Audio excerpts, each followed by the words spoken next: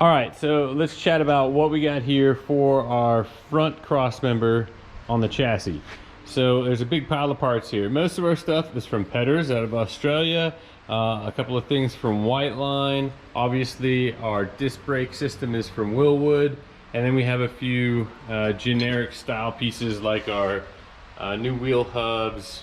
These are some Mevotech control arms. We'll be changing out the bushings in them for some Petters bushings and all that stuff. But pretty much we are rebuilding the entire suspension on this thing. All new arms, all new sways, all new bushings, all new everything. And then there is this tool here that you guys might not be familiar with, but this is a special alignment tool for putting the subframe back in the chassis. Apparently from the factory there was a little bit of a problem with these not necessarily being lined up.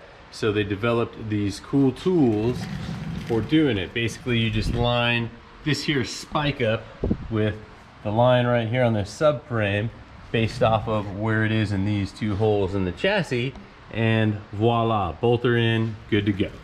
So let's get started.